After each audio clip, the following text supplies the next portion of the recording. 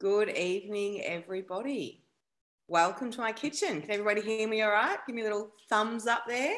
Beautiful. How nice to see you all. I hope you all enjoyed the school holidays. For those of you who have school kids at home still, I feel like they went super fast. We had 3 weeks away and I didn't take my Thermomix, so I didn't have any power and I really missed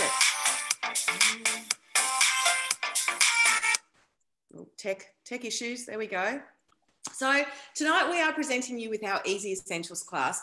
This class really is aimed at everybody because we do cover a lot of the basics that you can do in the Thermomix, but for those of you who've been with us before, you'll know that every time you go to something like this, you'll pick up an extra new tip or an idea or inspiration from either us or from our fellow customers, because everyone shares some great stuff in the chat. So on that, if you do have any questions, please pop them in the chat, and between Jenny, Mandy and myself, we'll be having a look at them and answering them as we go. If you want to take yourself off mute and shout out a question, do that too. This is a very relaxed, home-friendly environment.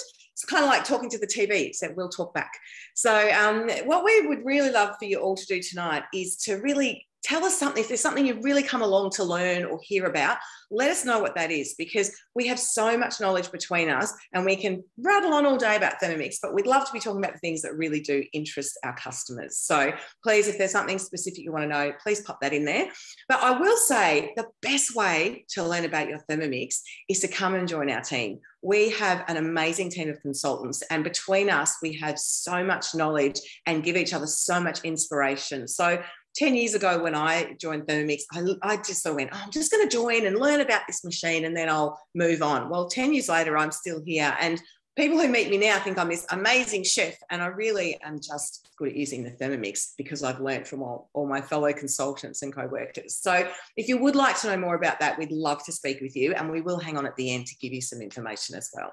So our vision at Thermomix is to have a Thermomix at the heart of every kitchen. And I know most of you here tonight are already living that vision. So thank you. And we look forward to cooking for you this evening. And we will throughout the night. You may be looking at things here going, well, this isn't exactly how I want to cook at home, and you've got other things you'd like to see. This is where we can also do our in-home demonstrations or a private also via Zoom, but just for you and a couple of friends. That also opens you up to host rewards, and you can choose your own menu. So there's lots of different options and service that we provide once you have a Thermomix, or leading up to your purchase decision, and once you've got your Thermomix, because we want you to love it as much as we do. So I won't say any more because I know my fellow co-workers are standing there with their ingredients ready to cook and share their knowledge with you. So we will go over to our first presenter, and I will speak to you again soon. Hello, so welcome to my kitchen. My name is Mandy, if you don't know me, and lovely to have you here tonight. So as Michelle said, we are here to show you some things in your Thermomix, or the things that we're making, and just show you a few. It's called an Easy Essentials class because they are some very simple things. So to start with, I'm just literally going to use the high heat mode.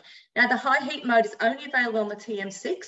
It goes up to 160 degrees, and it's also only available in guided cooking. There are ways you can get around that, and I'll talk about that in a minute, but I'm going to get these onions going. So I'm going to find my recipe, which I have put into my week up here. Sauteed onions. Here we go. Start cooking. Now, what's really important, first of all, I have to tear my scales because I've taken the lid off there. I've got to put 20 grams of oil in. I'll do that first. What's really, really important with the high heat mode is you follow it really well. I'm going to show you the onions in a sec. And the onions need to be cut into wedges. So you can see with this onion, that's a nice wedge. It will not actually use the high, it won't allow you to use high heat if your onions are chopped smaller than this. So you need to make sure that they stay in wedges. All right, so I've got, I think I'm slightly over 300 grams here, but that should be okay. But generally you want to pretty much stick to what it says for this. And then what I'm going to do is put my lid on, and I'm going to use the splash guard. So it always asks you in the recipe when you're using high heat to put the splash guard on instead of the measuring cup. So that sits on the top there. You'll see it has 2 little flanges here. So as your lid is clamped on, as you know, with the Thermomix, for it to start, these little flanges get clamped on with the lid as well. All right, before I get that going, because that's, oh no, actually I will get it going. So it just says done. And I don't know if you can see that screen. That just means we're going for the high heat. This is 10 minutes on high heat. And I'm just going to turn it on and just talk to you a little bit more about it. Okay. All right. So what happens with this is we do end up here getting a sizzle. And when we're using the high heat mode, obviously I'm using it for onions now, and I am literally doing the sauteed onions. There is a whole recipe of basic high heat recipes. You've got one that's all about onions, and it's got leeks in there. And then there's another one which is all about different meats and things. And then there are other collections where you've got recipes that are in the collection that use the high heat. If you are changing up from a TM31 or a TM5 to a TM6 and you have a favorite recipe, just see if it's available in the TM6 version, because it will often then include high heat. So the one that comes to mind for me, and I'm sure Jenny and Michelle can relate to this, is the creamy coconut chicken curry. So in TM5 version, we chopped onions first, and you wouldn't be able to use the high heat with that. So what we do in the TM6 version is, I don't know if you can hear that at all, but it's having a good old sizzle there in the background. TM6 version, you saute the onions in their wedges, and then if you want to chop it, you can chop it afterwards. Okay, so other recipes, if you're making a casserole or something like that, and you want to have your browned onions, but it's not in the recipe, you can absolutely come into a recipe like this and use that and then go on and follow the next recipe. Okay. Another thing, as well as all those amazing savoury things, you do get a little bit of browning on the bottom, a little bit of liquid in there, and you get the deglaze and you get the caramelisation flavour into your meal. But apart from the savoury, also with the high heat, you can make toffee, you can make honeycomb, all sorts of amazing things that you only make them every now and then, though, because they're too delicious and you just want to eat them all. So I think that's pretty much it for high heat at the moment. We'll go back to, Michelle. Thanks, Michelle. I think we're heading straight over to go straight to Jenny, actually, because Jenny's got some things that she's going to cook for us. But I think as I spotlight over to Jenny, what you made a really good point in that you can search by mode in Cookie Do. So if you just type high heat in that search bar, you'll get lots of recipes and collections that use that mode. So you don't have to be in a recipe that does sauteed onions to achieve sauteed onions, or you don't have to be in a recipe that uses sugar stages and things like that. So you can go in and find them specifically. Over to you, Jenny. Wonderful. Thank you very much. Sorry, yes, we've heard my name now 3 times. I'm Jenny Folder. Again, also one of the team leaders here in Bayside area. And I'm so pleased today that I can show you something, hopefully something new, something that you haven't tried yet. What I love about this class is it's all about the basics, and it's also about the essentials. And what we're going to do first with a couple of essentials, and I just like the way it has been developed that one dish follows the other. So yes, we're going to start with the whipped cream first, and we often get the question, what kind of cream are you using to make the whipped cream or butter? That's what we're going to do next. It's actually, it doesn't matter which one. So usually I always use fresh cream, but today I want to do it together live with you and using thickened cream. So the difference basically is thickened cream has thickener added to the cream. So come a little bit closer here. That's my Thermomix and that's my whipped cream. I'm going to start with the butter recipe because basically whipped cream is just not whipped butter, okay? So all I do is I basically start already, click on start cooking at the butterfly whisk first. Not the cream first. So butterfly whisk is the one that sits on top of the blades, and all you do is you just pop it in either this way or that way, wherever it fits in. There is no really right or wrong. Now we're adding the 600 grams of pure cream into it. We should have followed the recipe, right? well, sometimes I don't like to being told what to do. And putting the lid on top and going on next. So now in the butter, it will have set the timer to 1 minute, and it will ask you to go on speed 4. So when we're whipping the cream, we need to cook with our ears, because depending on the age of your cream, that's how long it's going to take for it either to whip or to become butter. So you really need to listen closely what's happening in your bowl. And the fresher your cream is from the supermarket, the longer it's going to take. So even the setting is here to 1 minute. If there's a really, really fresh cream you have, don't worry. It can take up to 10 minutes actually until it turns into butter.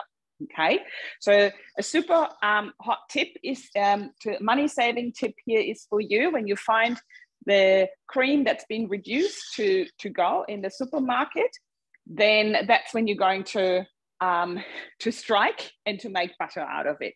You save a lot of money. Anyway, so let me just start with turning. And the maximum speed for using the butterfly whisk is speed 4. The other tip there that Jenny was talking about with buying the cream when it's at the end of its use by date and on special is that it actually freezes well too. So if you're not making butter that day or that weekend, you can actually pop it in the freezer and bring it out when you are ready to make it. All right. So I have actually, I'm on 20 seconds. I've got 40 seconds to go. And I just heard something was happening inside the bowl. All right, so don't be swayed with the 1 minute setting here. As I said, it can take 10 minutes, but that was only 20 seconds. So this is how quickly that turned into whipped cream. Okay, so I can turn my bowl, you can see upside down. So that's whipped cream right there for you when you see these beautiful crescents in there. But so that's the first recipe, okay? Whipping cream, very careful, listen what's happening in your bowl. So we just keep going here with the recipe because actually we want to make butter out of it.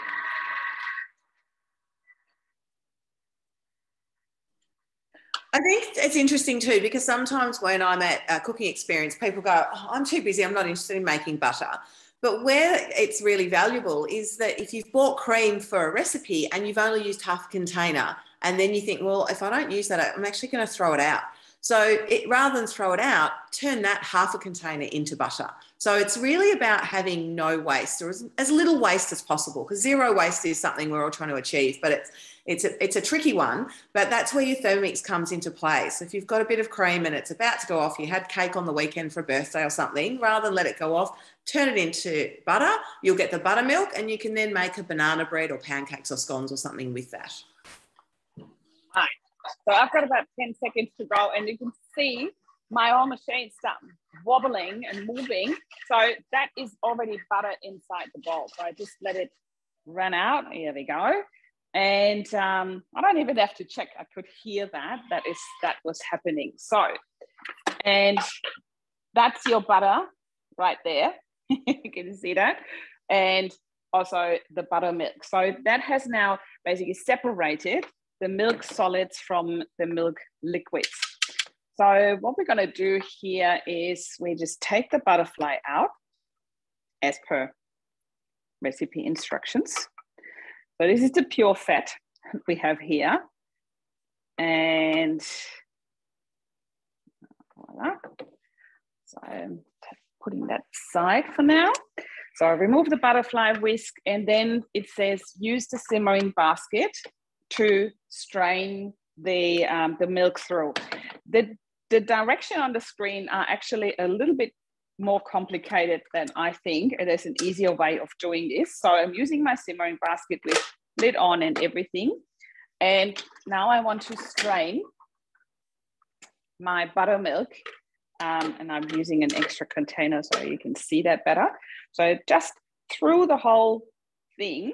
All right, this is my pure buttermilk coming from here. So if you got pure cream, then obviously that would be a bit purer, but with the thickened cream, there are thickeners in this one as well. But this is the proof. It really works with any kind of cream that you have. So if there's pure cream, there will be a little bit more buttermilk there. Let me tell you that, as we've seen in the past. So now I'm taking my simmering basket out and following the instructions. Now we are going to wash this butter. So popping that whole unit back in, and it wants us to weigh in 500 grams of chilled water with ice cubes. That's really chill, I would say. So I'm just putting the whole thing in, ice cubes and all. And now now it says put the butter back, but mine's still in the bowl. So we have just skipped that extra step. Sometimes we know it better than the machine. So if that's the case, feel free to do your way. So we're washing it now for a couple of seconds.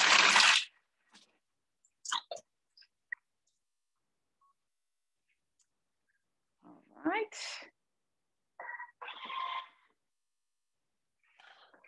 And now basically we're doing the exact same thing again. So I'll pop the simmering basket back in, and I'm going to catch that extra buttermilk in here.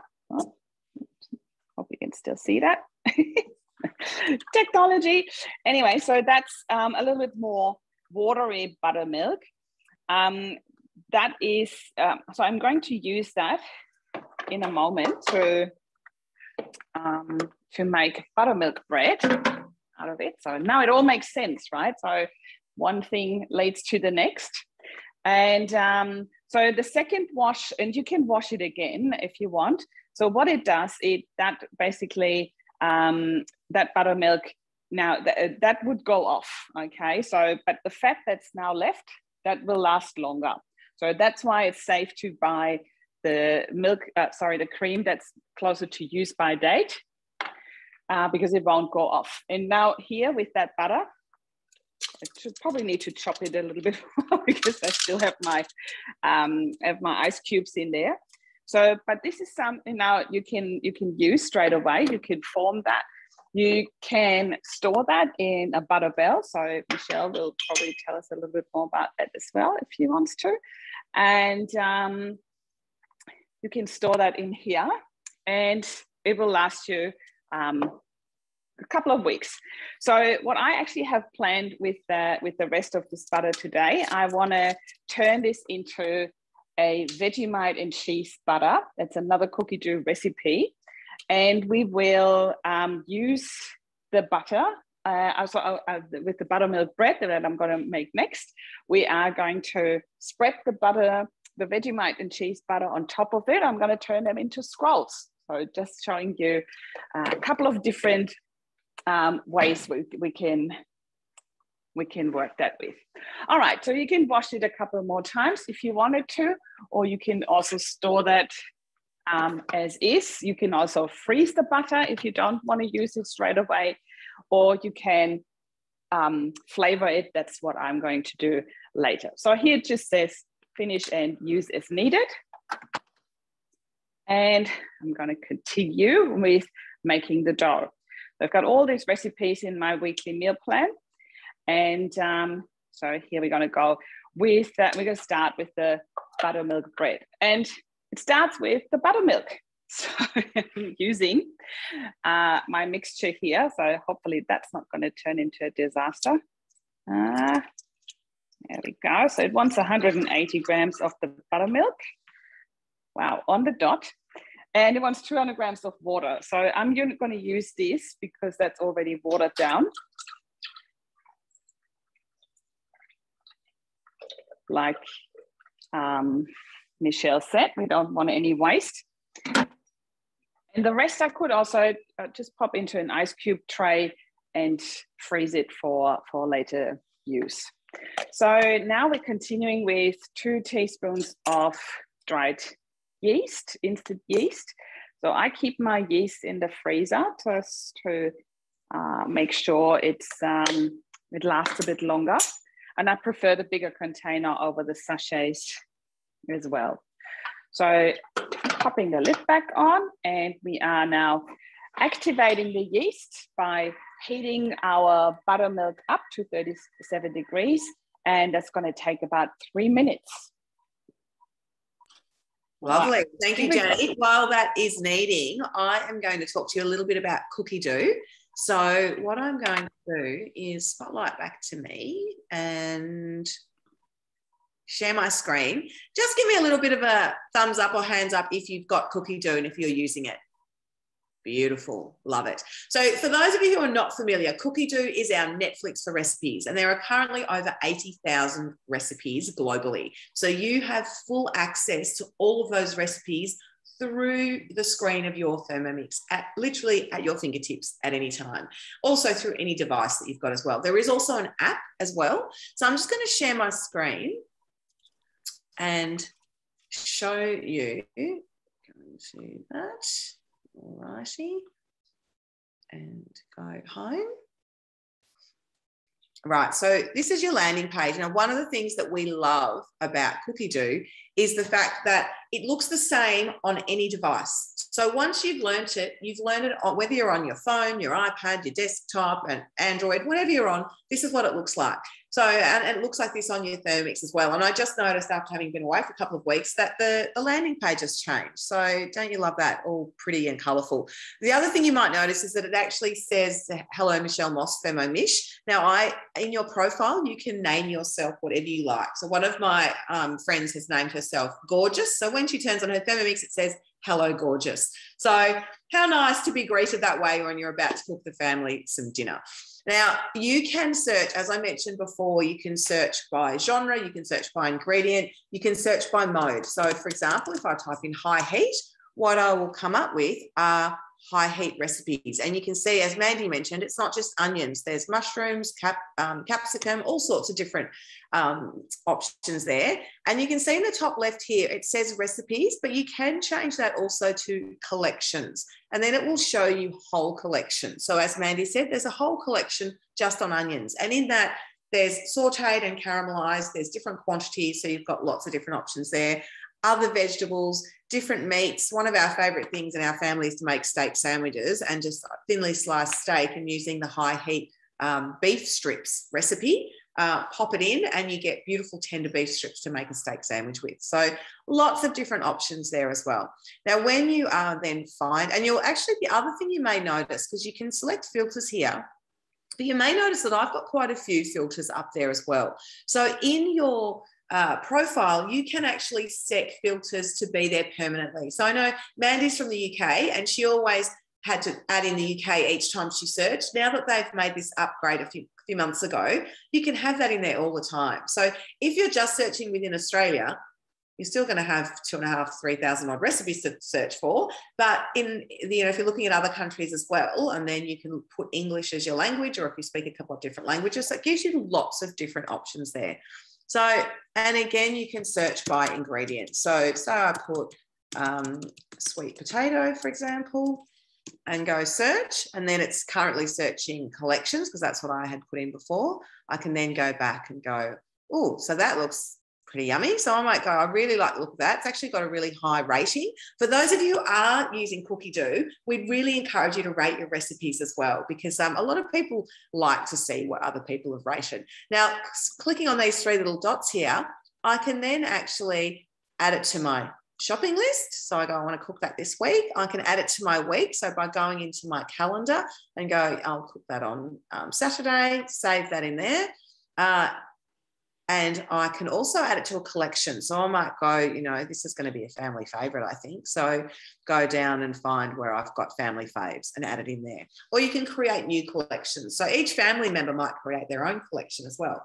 So then you have got the option to go into your week. Now, actually, I've just got back, so I haven't done my weekly planner yet. So it's a bit sad looking. But if we have a look at my shopping list, you can see I've got a few different recipes in there as well. So once you've sorted through your shopping list, you can then click on order ingredients and send it directly to Woolworths for either click and collect or home delivery of your ingredients. So full circle of service with Cookie Dough there. Now, I think I've talked more than 3 minutes and Jani's patiently waiting for her bread to come out of the her dough to come out of the machine. So I'm going to go back to her. But if you've got any questions on cookie dough, we can do a specialist cooking experience with you, focusing on how to use cookie dough as well. So again, please reach out to a consultant or pop some questions in the chat now, because obviously we'd love to answer them now for you as well. All righty, Jenny, back to you. Now I can take a breath. Yeah, you take a break, that's fine. So yeah, I just continued with the recipe, and what's currently happening here inside the machine is it's kneading. Okay, so when we say when the Thermomix is kneading, it needs you. You might have noticed that my Thermomix actually stands on the new glider board.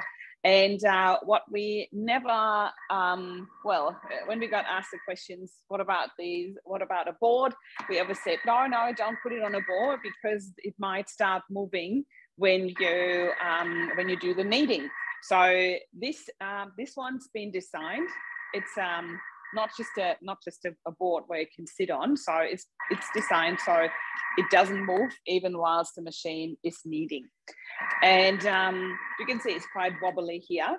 The way it works, you can move it by lifting, and then it has gliders in the back where you can move it back and forth, which is really, really cool. I absolutely love that.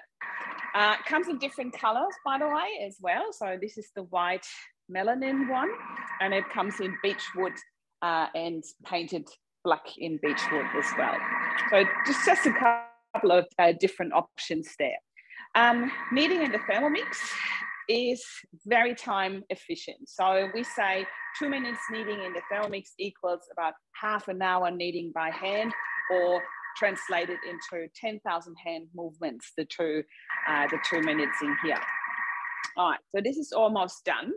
What I'm going to do next is I'm going to take the dough out of the machine, and I'm going to pop it on one of our baking mats. So this is the bread mat.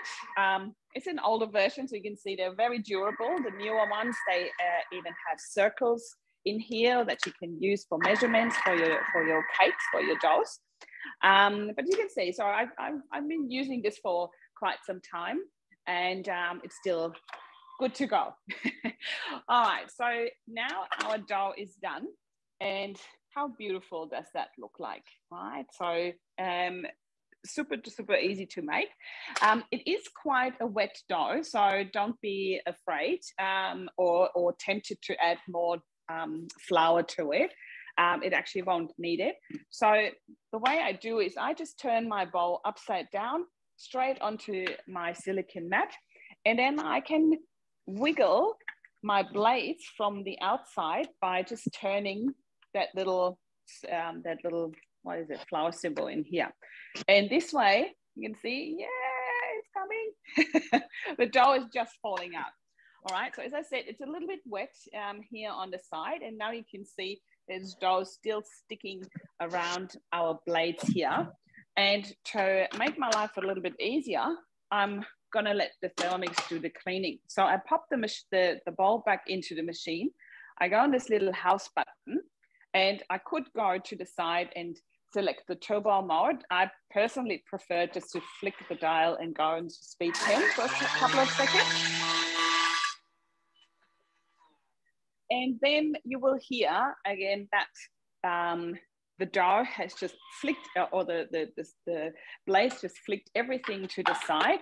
And have a look at the blades now, all right? So they're clean. So this way I can easily scrape out the sides. Hang on, I need a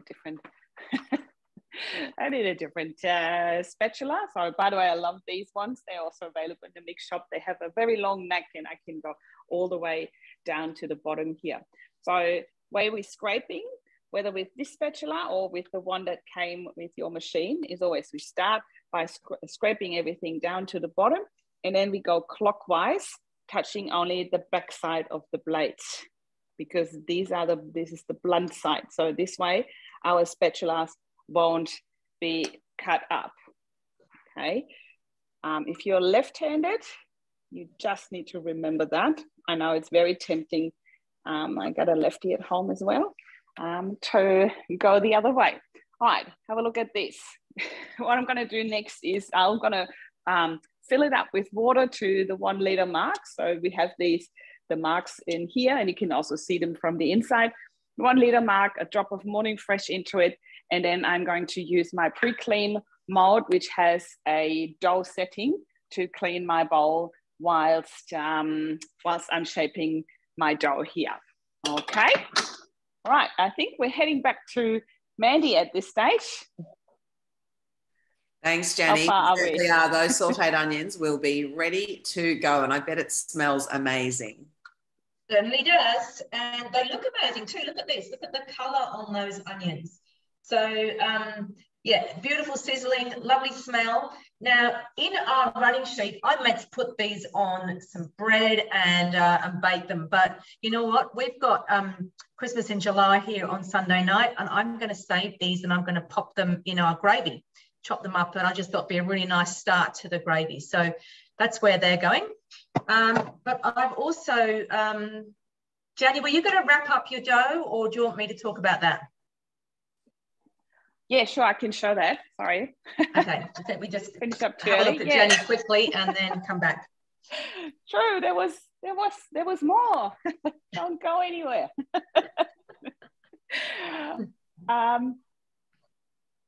You spotlight. We're back with you, Jenny. We're back with you. Okay, because I couldn't see me. I'm sorry. All right, so that's my dough here on the mat. I need to give it a little bit different angle. Here we go. So yeah, also what I love about this mat is that I can, well, work my dough either straight away from here, or I can just fold it in and let it sit to prove inside the mat. So this way it's safe from any air, and also keeps the moisture in there. And another thing I wanted to show you is our thermal server. So this is a host reward. That is one way of getting your hands on a thermal server, which is a double-walled insulated stainless steel bowl, comes with a tray and a lid. The other way, by the way, is you can join our team and get one in your business kit, either hosting or joining. That's the only way you can get your hands on those. However, you can do a lot of things in your thermal server. Apart from keeping your food hot or cold for up to 2 hours, you can also cook pasta in it, for example. But in wintertime, when you need a warm place to prove your dough, you can fill it up with hot water and just put the lid on top and let your dough sit there proving on top. And you always have a warm space with a constant temperature for your dough. All right, I think that's it now, and we can go back to Mandy. Thanks, Jenny.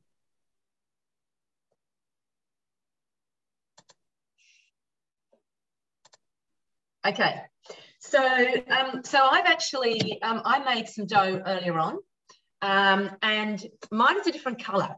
So the reason for mine being a different colour is I used a wholemeal flour, and this is what I'm meant to be showing you, is how you just literally push it out, and you can turn it into focaccia. So I will push it out.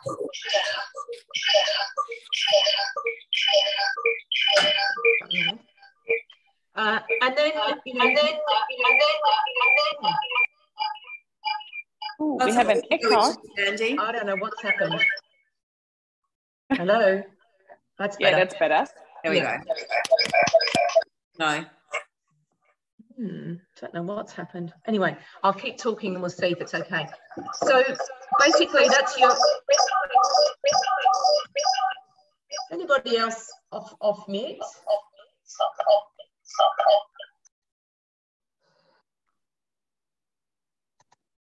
All right, let's try now. A couple of people weren't muted. All right, so basically you can just push this out. It's free form. You could use a rolling pin if you wanted to, and then you put whatever you want on it. So just like a pizza dough. We have the pizza bianca where we put garlic and rosemary on there, a little bit of olive oil and a bit of salt. You can absolutely do that. Or if you've got kids, the wonderful thing about this is you can pull everything you've got in the fridge you want to use up, put it in front of them and say, right, make your own.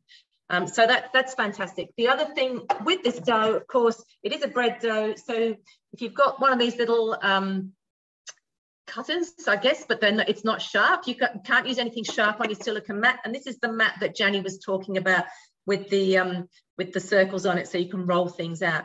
But literally, you can just cut a piece of dough like that, and you can just roll it. I'm not the world's best bread maker because I don't eat it, but anyway, I have watched Michelle Moss do this a few times. So basically, you can just make yourself little rolls, and or whatever shapes you want. You could chop them up. You can make plats, whatever. So that is your dough. You can use it in a lot of different ways. And these I love from the mix shop. So there's the rose gold tray, and they come with these amazing silicone mats that just fit them inside. And the great thing about that is zero waste. You just use them over and over and over again. Cool. I think that's everything I need to talk to you about bread. So I'm just going to move that out the way, and we will move on. Okay, there's the bread mat. So it is a hoster wood. It's fantastic. I love the fact it's got these circles on it. So it makes it a lot easier when you're rolling things out. Okay, just popping that out the way. All right. So the next thing I am making is mayonnaise. And it's a cooked mayo. And I'll get it started because there's a little bit of cooking to do. So I'm going to come back up here and go into my week. And here we are, the cooked mayonnaise. Now, I have to say, before I made this mayonnaise, I would buy mayonnaise, even though with a Thermomix, there's some things that you make and there's some things that you don't. And I never made my own mayo, but this is the best, and it is fail safe. So it asks you, the first thing is to put a jug on top of the mixing bowl lid. And my big tip about this is it's then going to ask you to weigh in 300 grams of grapeseed oil. Don't do a jug. Put the container, the glass jar or whatever you're going to put your mayo into when it's finished, weigh it into there. It's less washing up. Okay, so I have 300 grams of grapeseed oil in there. Set my jug aside in my jar, and I'm putting in 1 teaspoon of sea salt. There we go. And 30 grams of white vinegar.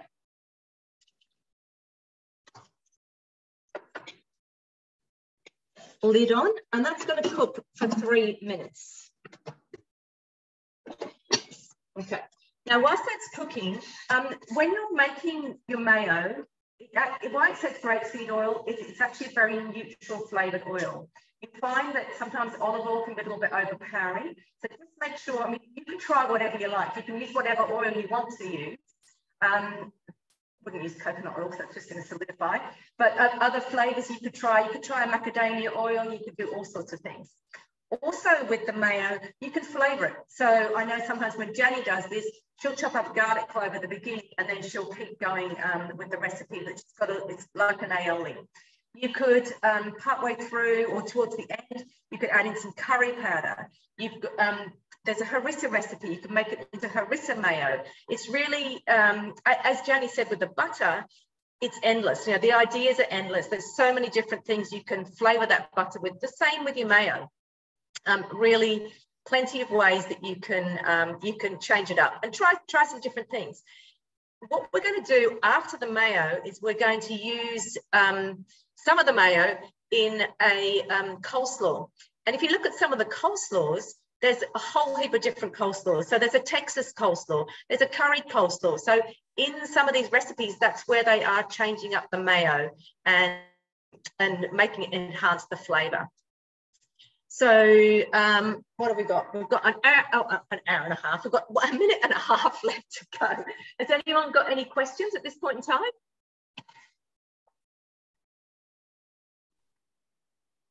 Anyone tried making the mayo before? It's a really good one to have a go at. As I said, I would never make it before this one, but this recipe is fantastic. And I know Michelle Moss, I think, is pretty much the same. That you make this one, don't you? Oh, absolutely. This is without question, if you haven't made the cooked mayonnaise, and I was a bit like you, Mandy, I had tried other mayo recipes in the Thermomix and it just wasn't quite right. And one of my customers was a chef years ago and she said, no, she said, I know I've got a Thermomix, but I still buy the Tomy one, which is $6 or $7 now. But anyway, when this recipe came out, we all tried it, and now I wouldn't buy it now. It's just, and it's a fail-safe recipe as well. You cannot Absolutely fail. it is. Yeah. Absolutely. And it also works well to do a half batch. So for those who want to halve it or double it, but it does work well to do a half batch. If you think Fantastic. you don't want a whole big jar, you can make a smaller amount. We've got a question for the, are you able to find the recipe on Cookie Do and pop it into the... Oh, yes, I certainly can. Sorry, I got a bit excited and dropped that's good. That's good. I have 13 seconds left here, and then we will move on to the next bit. So the other thing about this, it is a cooked mayo, so there's egg going in, but it's cooked, so it's safe for pregnant women. I was going to say people, but it's only women, isn't it? So, all right. If you want to come back to me, Michelle. Yes. Let me get rid of myself. Don't get rid of yourself. We love you. Oh, thanks, darling. All right. Okay. So that's been done. Then it says in a small bowl, crack 2 eggs. I have my 2 eggs here. And then what it's asking me to do is it's set the time for 30 seconds. It's asking me to turn to speed 3. And then it's going to tell me what the next step is. So you sometimes get this in some recipes. You have to start something and continue. So now it's saying add the reserved eggs through the hole in the mixing bowl lid. So there's one going in and the other one going in. Now, on that, if you miss that step and you realise 3 minutes later that you haven't done it, just go back and repeat it. I had a customer once who did that with pavlova. The eggs, it says to add the sugar into the egg whites, and she'd missed that, and then she threw it all away because she thought she'd mucked it up. But she could have just gone back and done that step again and added the sugar in then. So a lot of things can be saved if you miss a step or you make a mistake. We can save things. That's where you want to reach out to us if you're not sure. Yeah, and it's just like your computer. You just use the back button. Do it again. So that's now, it's taken me back actually to that screen before it told me what to do next. So it says, but it does say done, please click next. So that's another thing you just need to watch out for. So I'm putting the lid in, and now it's going to be a minute and a half. And in that time, it's also telling me to turn it to speed 6 and then do the next step. And the next step is drizzling the oil in. So the oil gets drizzled in, and there is a gap between the MC and the lid, and the oil will slowly go down through there, and that's what causes emulsification of the mayo. So I'll be doing that for a minute and a half. So if anybody wants to add anything or jump in or feels like they haven't talked enough yet, Jenny or Michelle, then feel free to do so. Well, if you like, I can show them the bread that I've made while that's happening. I'll leave it with you for a few seconds so they can see the speed at which you're doing it and all of that, but then I can come to me and show them the bread that I've made. I can also show a couple of things that I'm doing here whilst everyone's talking. Yeah, all right, let's go to you because you had some fancy things going on with your butter, didn't you? Yeah, very fancy. So basically what I just did is I continued with that Vegemite and cheese butter recipe. So I flavored this butter now, and that's how it looks like. So there's the cheese and the Vegemite and the butter in it. That's basically all, and just mixed together. So I have spread out my dough on the mat, and I've used a little bit of oil, a little bit of flour, and I don't know, for those who haven't seen me before, I don't like to touch dough, so I prefer to do that with my gloves on. So I just basically spread it out of the size of my mat here, and I'm going to add the butter now on top, and I'm just going to spread it out on all over the place. And then I'm going to start rolling that up into a log and cut that into pieces. And that's how I make my Vegemite and cheese butter scrolls. Pop in the chat if you've made scrolls before and which ones. Yeah, that's a good one. Good question, because the sky's the limit here. People, really, whatever you find in your fridge, even a little bit of set spinach or feta cheese, sun-dried tomatoes, feta, Nutella even. Be very, very creative here. I think sometimes with scrolls, people are a bit scared of them. And then once you see it done, it sort of demystifies it. And the beauty of it is that, you know, sometimes you think, oh, they don't look that pretty. But once they're cooked, they all look amazing. They do. That's right. Yeah. So that's the whole, that's pretty much the whole secret. So Baker's Delight, I'm very sorry I busted your secret here. So, and again, using my mat here for helping me with the rolling. So I used the whole mat here to help me to do that. Again, my dough is a bit sticky. So just make sure that you roll it very tightly. So I loosen it, and then again, I use the whole mat to make a tight roll. See, it's really not that hard. It's probably not the best dough to start with the scroll. So I would recommend, if you're doing it for the very first time, do it with the pizza dough. That's much easier because it's a little bit drier than this one here. But the principle absolutely remains the same. All right, just like so. I'm going to pop the 3 cheese and spinach scroll recipe in the chat because the dough for that is beautiful. And that's, you don't have to do 3 cheese and spinach. You can do whatever filling you like, but it is actually a really lovely dough to work with. Yeah, that's right. That's a good one. Okay, so rolling this. Another thing that you can make with your butter and save a lot of money, by the way, is ghee. So that is clarified butter. I kept it in the fridge, that's why it's a little bit solid. But that is basically your butter cooked for 2 hours.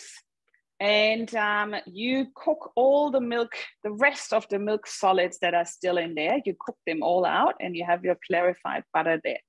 It's much more healthier. And when you do that, I did that the other day in the morning. My son came in and said, oh, what you're cooking, Mum? It smells like popcorn. It's great.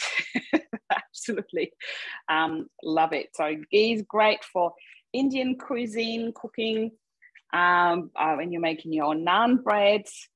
And most of the people who are lactose intolerant, they can actually have ghee. So in case you're catering for someone who has lactose intolerance, then try with ghee. So I think Mandy is ready. I don't want to take up all her time. Oh, I know. So I'm used to it. All right. So my mayo is done. And what I just wanted to show you is what I try and do. So that's the jar that I drizzled the oil through from. And what I've done is put my lid on top like this and scrape some of the mayo into the jar there. I'm leaving some of it in because I'm going to make the coleslaw. But that's a really easy way to do that. The mix shop does also have a really nice jam funnel as well, but that's pretty easy. That side's dirty anyway, so just, you know, keep going, make it dirtier. So beautiful mayo there. And now we're going to move on and make the coleslaw. So just in case you're not aware, if you've got to this stage, I can keep going next to get out of this recipe, but I can also touch these 3 dots here. Whoops. And it will give me, one of the options is to cancel the recipe. I can also access my scales through there. I can access a preview of the recipe and also the recipe detail, but I'm canceling this recipe. Thank you very much. And I'm coming in and just finding the coleslaw. As I said, there are quite a few different coleslaw recipes. This is the basic one. Start cooking.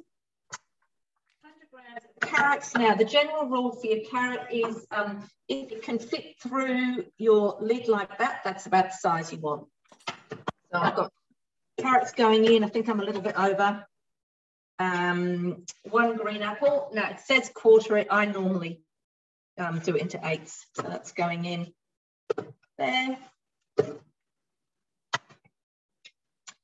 Some red onion.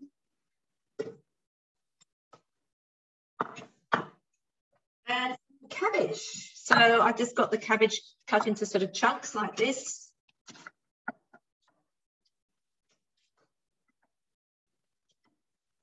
There we go. Now, it is quite a full bowl, so I'll just show you that is quite full. And so what it's actually going to ask me to do, I'll pinch of salt, sorry. Pepper. Mayo, but my mayo's already in there. And now there's a little video here, which is you can absolutely watch if you want to, but we don't need to today, because I'm going to put my spatula through the top of the lid, through the hole there, and I'm going to help mix. Now, because of the collar on the spatula, it's not going to hit the blades. So 2 seconds, speed 4.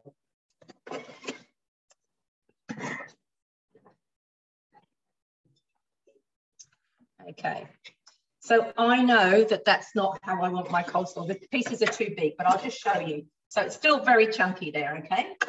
So I actually usually turn mine up for a bit longer. It says 2 seconds. I'm going to put it on 4. And I'm going to turn back to up to speed 4 again.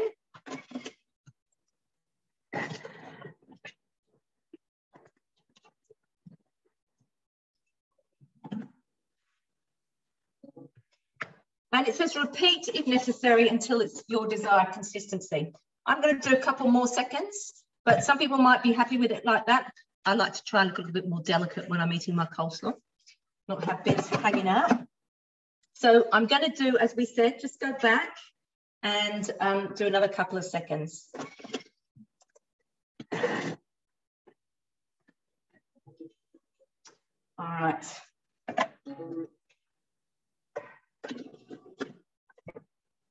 There we go. Now, of course, if you wanted to, I'll just plate some of this up in a second. If you wanted to, you could add some sultanas in there. You can put some nuts in close to the time when you're going to eat it. And as I said, there's plenty of different coleslaws actually on Cookie Dough.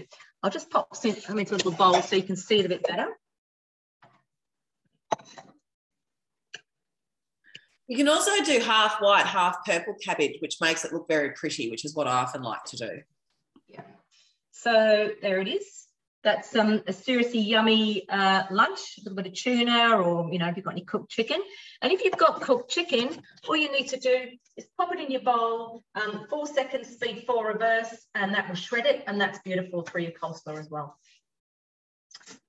Okay, I think we're over to you, Michelle, aren't we, to finish off? Technically, yes, but I just wondered if Jenny wanted to show her scrolls on the tray. Yep.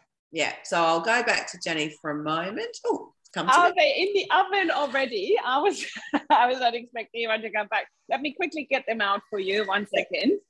I'll take them out once more. It just went in. So basically, the butter is already starting to melt. Hang on. Now I'm completely upside down. There we go. Try it this way. Okay.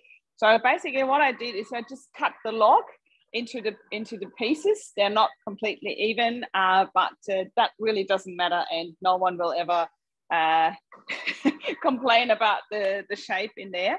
But yeah, so having them close together, that's how I like mine. And so I'm going to bake them for about 20-25 minutes now. I have it on 200 degrees, but that's going to be in the recipe. So if you follow the 3 cheese and spinach one first, you're going to love it. Okay. Thank you, Jenny. They're amazing. I bet you they'll be gone before the night's out as well. I think so too, yeah. Who doesn't love a hot scroll straight out of the oven? I have just popped a link there in the chat to the amazing Irene and my team is doing a class on Sunday afternoon at 4 o'clock, all about making tarts. Irene was our thermostars for 2021, which meant that she'd gone through a bit like a MasterChef type thing with Thermomix, and she is a perfectionist. She's been going to some classes with Kristen Tibbles, who was on MasterChef, and one of them was all about tarts, and she's going to share everything she's learned with us. So if you'd like to come along, please click on that link and register. Thank you. Ooh, Thanks, wow. Michelle. Thank you, Mandy. Thank you to both of you for presenting tonight. I'm going to come back to me because, so the way we sort of try and do this class is show you, so one of them showed you kneading the dough and making the dough, and then the other one had already proved it and showed you shaping it, and now here I am with my pre-made bread. But what I actually did is I recently started eating a bit less bread because I was a bit of a bread addict and trying to do more gluten-free. So this is our gluten-free Chia and Pepita loaf. Now, how good does that look? How much would you pay for that in a fancy bakery? Because I think you'd be paying up around the $8 mark. So I'm going to slice it while you're here, live slicing, but I was going to share my secret with you. I'm just going to tilt the camera down so you can see how I've got seeds all around my bread. So the secret there is that I have the bread tin from the mix shop. It's very loved. And prior to popping the dough in, I just put some olive oil in there and with my pastry brush, just brush all the sides and then sprinkle it with, I had chia seeds and sesame seeds today, but with whatever you've got. And then I put sunflower seeds on top as well. So then when you, after your dough's ready from the Thermomix, you pop it straight into the tin and it proves in the tin. And then when it cooks, you end up with all the beautiful seeds around the whole loaf, and then you before you pop it in, you brush it with some water and put some more seeds on the top. So I'm going to tilt the camera back down again and just show you what this looks like. I'm also going to use our bread knife. Now this is an older one, so it's in green, but we do have them on the mix shop now and they're in black. And what it's got is this guide where you can adjust the thickness of the slice of bread that you'd like, and then just screw it up there. Now I do have to put a little disclaimer in here, it doesn't work for lefties, so I'm really sorry if you're left-handed, but it's a good excuse to get someone else to slice the bread for you. And when you're ready to slice, I have to say this is actually still warm, you just angle it down and you end up with beautiful slices, beautiful even slices. Now, I have to say, this bread, if you have never tried this bread, you know, often gluten-free breads are a bit like, you know, people eat them because they have to, but they're not really that great. This bread is actually really delicious. So I really enjoy eating this bread. It slices beautifully, as you can see. So a lot of gluten-free breads are a bit more cakey. This is actually a really like a bread consistency, and it freezes really well as well. So I'll leave this out for a few days, but then, you know, after probably 3 or 4 days, I'll just slice what's left and pop it in the freezer, which means then if I want toast or, you know, something like that, I've got that ready to go. So I highly recommend this, and that's my little tip around how to get it looking all pretty as well. This is actually still warm. A tip to keep your bread fresher for longer is to not slice it until it's completely cooled down, because by slicing it when it's warm, you're releasing a bit of the moisture so it can dry out. But I often do, I'll make sandwiches with this probably the next couple of days, and then I'll toast it from there probably. So yes, if you'd like to give that a go, I'll pop that, we'll pop that recipe in the email that you get. But it is in the basic cookbook. It's the Chia and Pepita loaf. So thank you for joining us tonight. We've really enjoyed presenting this class. We've done it a few times, and each time it's sort of slightly, you know, same but different, same recipes, but different tips, different ideas, different people attending with, you know, and ideas from you as well. A lot of the things we've used tonight are available in the mix shop, or they are host rewards. So as the girls talked about before, with things like our amazing bread mat, the Mat Duo, this is one of our very popular host rewards, along with things like thermoservers as well. So if you want to know more about that, please speak to your consultant.